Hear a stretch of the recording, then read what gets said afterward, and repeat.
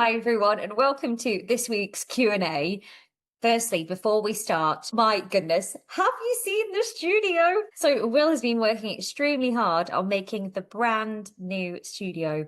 It is so cool and so high tech. I can't even tell you. But honestly, if you look at it from my side, it's mind blowing. So he's done such a fantastic job. So huge thank you to Tech Will. It is looking slick and very aesthetically pleasing. So I hope you're enjoying that, everyone. And well done as well to Lizzie, who performed with Rod Stewart at Glastonbury. Like, oh my gosh, go girl. And I hope that all squaddies who went to Glastonbury had a really lovely time as well. Now, again, before we start, the Busy Mums summer online boot camps are coming up. On Sunday, I did a talk all about the boot camps. So how it's going to work, what each week is focusing on, and how you can get involved. So if you were interested in joining us, we start at the start of the summer holidays. So we start on the 28th of July and we are running 4 weeks. You can do 1 week, 2 weeks, 3 or 4. It's totally up to you. But if you'd like the details, please DM me. Let me know. Just say, Lorna, I'm interested in the summer boot camps, and I'll send you the details for that. It's just nice to know that you've got something in the pipeline for summer and something to keep you accountable and in routine. And squaddies, it is time to start the July focus, which is pelvic floor health. I really hope you enjoy it. I'll be dropping a couple of educational videos into the group. And of course, you'll see classes on the timetable that are all linked to pelvic floor health. So there's a little symbol of a pelvis, so you know which ones they are. All right, team, let's get started on the questions. I have grouped them in terms of, we've got mental health and exercise. We've got a little section on class intensity, little section on energy levels, fatigue and time, and then a section on strength building, or strength training. Let's start the Q&A. We'll start with mental health and exercise because I think this is a really big one. The question is, what is the link between exercise and depression? Why does it help so much? I'm proof that it's turned my weekend around. I mean, how incredible is that? So firstly, I just want to say thank you ever so much for sharing that. Exercise is nature's natural antidepressant. The effects are just absolutely phenomenal, both emotionally and chemically. As well, of course, you've got the physical aspect of exercise, but the reason exercise helps us feel so good in ourselves and helps us so much emotionally is because it increases your endorphins, which are the natural feel-good chemicals. So you've got endorphins running around your body, making you feel really good. It boosts your serotonin and your dopamine. So serotonin is a hormone that regulates your mood, and dopamine is basically a hormone that is your reward hormone, your reward center. So other dopamine hits that aren't really as good for us, that can be a little bit toxic, are things like, scrolling through social media, and maybe when we have a chocolate bar, we get a dopamine hit temporarily. But this is a real good, long-lasting dopamine hit doing exercise, our reward center. So we want to do it more because we feel good when we do it. It reduces our cortisol, which is our stress hormone. And it also helps us get a deeper sleep. So that helps with emotional regulation. It helps with our food choices, and that helps with our energy levels. And I really think it can give you a sense of accomplishment. So just make you feel like, yes, you've done something, or you've done something for you that day. And aside from this, I think when you get into really good routines with it, it really gives you that sense of structure, which as human beings, we crave. We like structure, we like routine, and just becomes part of you. And I think it can be such like a little protective shield, when you're feeling a little bit low. So that's absolutely amazing that it turned your week around. And a big thank you for sharing that as well, because exercise is vital for mental well-being. So if anyone has been going through a time where they've been feeling a little bit down and you have not been exercising, you know exactly what you need to do, even if you don't feel like it. I promise you, it's honestly the best thing you can do. Now we're going to move on to energy levels, fatigue and time. So question 1, if you only had 20 minutes, what cardio would you choose to give you the best aerobic workout? Oh my gosh, it depends. It depends. It really depends on what you want. So if you're looking for a short, intense burst, anything interval training. So your HIIT, that is where, where you do something for so many seconds. So for example, you do something for 30 seconds, you have a 10-second rest, and then you go again. So probably HIIT, or you could do things like Sculpt. That is essentially, it's like a low impact interval workout. So either of those two. If you want something really energizing that still gets the heart rate up, Power walking's really good, or you've got aerobics and combat. And the reason I can't give you the best one is because it depends on you. It depends on what you enjoy, but they're all aerobics based workouts. So anything, when you go on demand, anything yellow is cardio, and that is going to be aerobic. It's going to work your heart. So I would go on anything yellow and choose the one that you enjoy, because the one you enjoy, you'll probably find that you put more effort into and you'll want to keep going back to it. So the best aerobic workout is the best one for you. It really does depend on what you're after, but they're the ones I would probably go for anyway. And it's good to have a bit of a mix, isn't it, too? But it just has to feel like it's getting your heart rate up, gets you a bit out of breath and purposeful. That's what it needs to feel like. Question 2, how to comfortably exercise when it's hot? Oh, what a relevant question for this week. So we've been going through a heat wave, and chances are, it's the start of summer. We will have another time like this in summer. It is meant to get a little bit cooler now though, team. But top tips are exercise in the morning. Do not wait until you get back from work, 5 o'clock, when it's like the hottest time of the day. Do it in the morning. Do it in the morning. Just get up. Even if you're not a morning person, I promise you'll feel so good for it. First thing in the morning. Or if that's really, really, really not you, do it later at night. Though I wouldn't do anything really high intensity at night because it'll affect your sleep. But moving the body late at night, maybe. You can use fans. Make sure you've got all the windows open. You're working out from the comfort of your own home. Do it in minimal clothing. You're doing your bra and pants if you like. Pull back on the intensity if you need to. You can even change your workout. So if you've planned a HIIT workout or something really high intensity, well, just change it. Just change it for that day. You could do some Pilates or some yoga scape or yoga instead.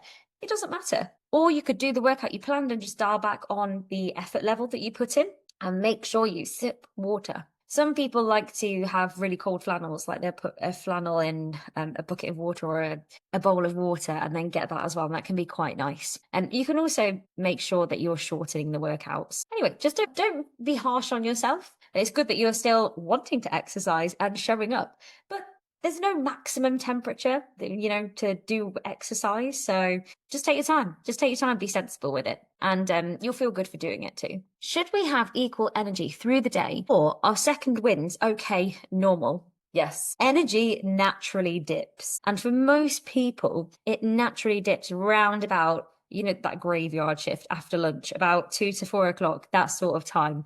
And that's due to the circadian rhythms and your food timing and busy schedules, because we're trying to juggle a lot. So yes, it's normal. And energy is not meant to be completely even throughout the day. And you'll probably find that your energy peaks at different times and peaks for different things at different times. Like for me, I am very much, I'm quite energized most of the time, but if I had to choose a time, I'm very much a morning person.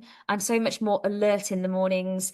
I tend to be able to articulate my words and what I want to say better in the morning. As soon as it gets to the evening, my brain's gone. I can't really make any serious decisions about anything. I can't really properly concentrate. It needs to be really sort of mindless tasks in the evening. Whereas the things where I really need to think, get them in the morning for me. Will, on the other hand, is the complete opposite. In the evening, he thrives. So it just depends on you. But things that you can do if you are really feeling that massive energy dip is, number one, look at your nutrition over the day. Are you having regular meals throughout the day to stabilize your blood sugar? Are you focusing on protein at each meal? Make sure you're doing that and you're nourishing the body. We're not kind of skimping and scraping here and there, and we're not trying to snack our way through the day and, I feel really rubbish. I'm just going to get like a chocolate bar or a pack of crisps or something and have a massive sugar dip. Let's just try and even out through the day. Sometimes short walks or just some light movement, if you're feeling that slump, can really help just to kind of alert us. Or even something so simple as having like a cup of tea or a cup of coffee break, or doing some energizing breath work. So, in class, we quite often talk about, or if you've done holistic class with me, I say a slow breath out to help the body relax. Well, if you do the opposite, if you do a short, sharp breath in, it can be quite energizing. I know it sounds a little bit strange, but even if you just do 5 of those in a row, all of a sudden you can kind of bring your alertness back. So there's just a really quick hack. But generally speaking, yes, our energy fluctuates through the day. And that's also why I swear by doing the workouts in the morning. When you first got up, just do them in the morning. And then if you are having an energy slump and you don't feel like doing it later, we've already done it anyway, so it's fine. Okay, let's move on to strength training. Is it possible to do muscle building with just your body weight or light weights? I don't have much equipment. Yes and no. So you can build muscle just using your body weight or very light weights. And the key to actually building muscle in general is something called progressive overload. It means that you're gradually making the muscles work harder. And you can do this by increasing the number of sets or repetitions over time. So you want to think about overall volume. So if you haven't got as heavy weight, to increase the overall volume, we're just going to do more reps. You can slow down the tempo. So for example, if you're doing a push-up, you go down slowly and quick up, and then down slowly, or vice versa. You can take less rest between sets, and you can do things like pulses or isometric holds, where we just say if you did a squat and you just hold halfway, or pulse just above knee height. You can do things like that, and that does work. But if you are serious about getting stronger and you want to see that muscular tone build in your body, then using weights, I would say get a barbell, and is definitely going to be the most effective way for sure. But that doesn't mean that you can't build muscle, using body weights. The second question is quite similar. So I feel like I'm avoiding the strength workouts as I haven't got proper weights. Does this matter? So not having weights or not having heavy weights isn't a reason to skip strength altogether. Strength is really, really, really important. Strength is so important for our bone density. It is important for our muscular tone. It's important for actually making everyday life easier. We don't want to be weak. We don't want to feel weak. We don't want to have to struggle up the stairs when we get older, or struggle to get up out a chair, or struggle to lift the shopping bags out of the car. We want to be strong, or struggle to lift the kids or the grandkids or the nieces or the nephews. We want to be able to do this and without having to really think about it. But even just some light resistance to stimulate your muscles, that's going to be something. It's better than nothing to support your bone health, to support your body composition, and like I said, to support life quality. Cardio is great for your heart health. It's great for a little boost in energy. But really, really working strength, even if it's just, say, like Pilates, for example, will support you more long term. And it will also help you prevent injury too. You find that people who just focus on cardio just get constant niggles and are constantly injured. But if you have a more holistic overview, so you're doing your holistic workouts, you're doing your strength, you're doing your cardio, it is much, much better for your body now and in the future, even if it's just 10 or 15 minutes or so. And you could get a booty band as well.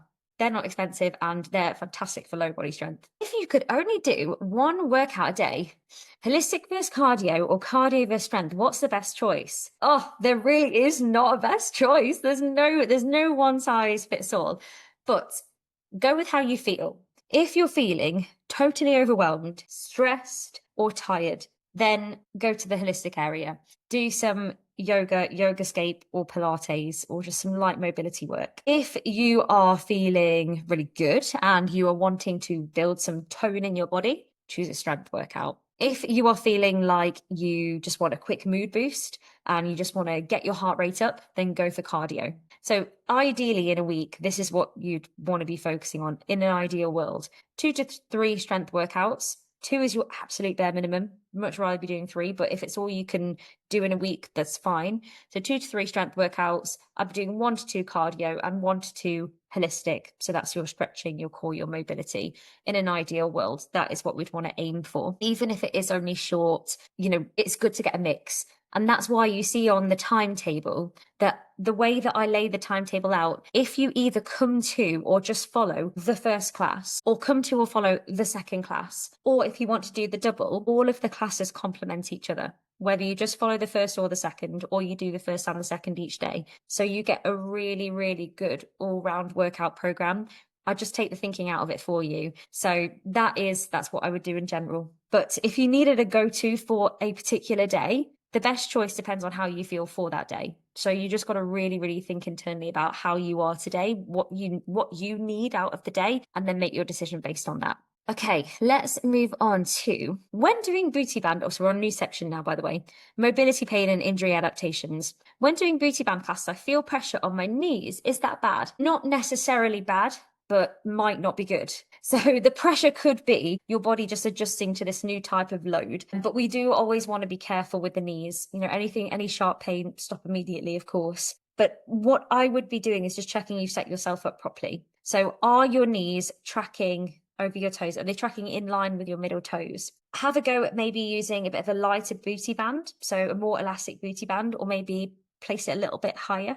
So see where you've got it right now. Is it literally directly just above your knees, or maybe do you need a little bit more space between that booty band and your knees? Make sure you're engaging. I'm like, I'm putting two words into one here. Engaging your glutes and your core. So that's going to reduce some of the pressure on the knees. Just make sure you're engaging the rest of your body properly to support that, and maybe shortening the range of motion for now. So just making the movements a little bit smaller for now until we feel like we're in a good position, we're holding ourselves properly, engaging the glutes, we're engaging the core, the booty band's in a good spot, and then we can think about getting deeper into some of the moves. But as I said, if you feel any sharp pain or like any real instability in the knees, just stop or modify the movements. But have a little go with that, have a little play around, and see how that feels. I suffer from arthritis in my toe. Is planking on my knees just as good? Do you know what? Planking on your knees is a brilliant alternative, and it's not a cop-out. You're still working your core, you're still working your shoulders, you're still working your glutes, your back. It's just with reduced pressure on your feet and your toes.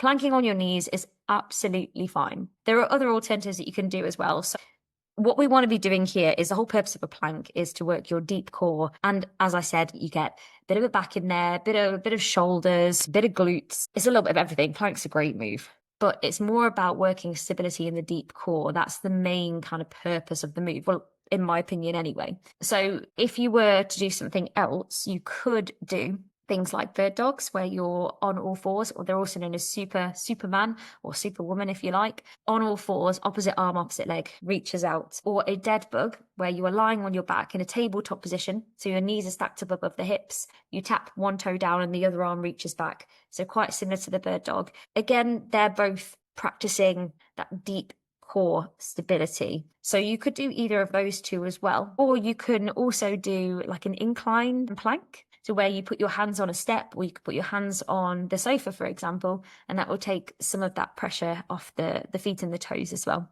But knees is absolutely fine. I've been diagnosed with hypermobility, EDS and POTS. What should I do and what should I avoid?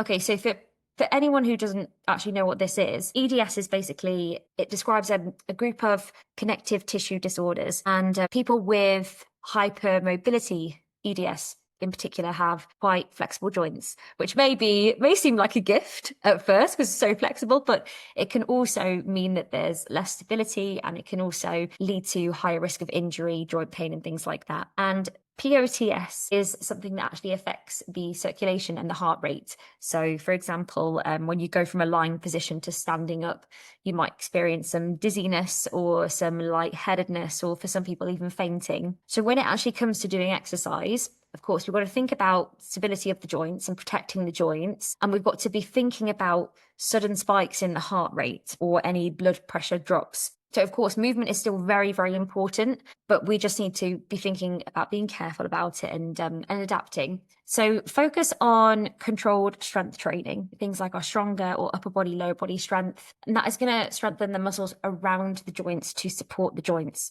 Booty band is also a good one.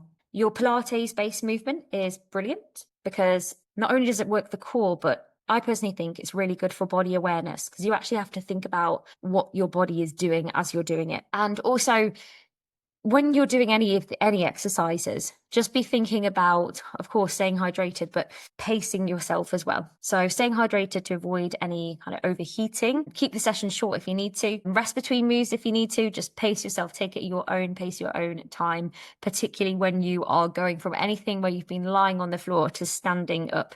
Things that you might want to avoid are things like overstretching. So we want to avoid any end of range stretching. So when you get to the end of a stretch, we don't need to take it that far. We're already flexible. We don't need to go deeper into the stretch. Any sort of fast up and down transitions, and maybe modifying some high impact stuff as well. We might want to make that more low impact. I hope that helps. But there's loads of things that you can do. And I think what is great with anything like this, or with any diagnosis, it's great to have a diagnosis, because then it's like, okay, this is where we are. Now we can take action and think positive action about it. So that's good. Now, final two questions. So these are more about class intensity and modifications. So do you advise stretching after every class? No, not necessarily. You don't need to stretch after every class. If you've got time, great, do it. It's more about getting into your week. So mobility in your week in general. So you can stretch after every class if you want to. It might help you feel like a little bit less tight. It might allow your nervous system to calm down. And sometimes it allows a bit of space just to kind of reflect on the workout.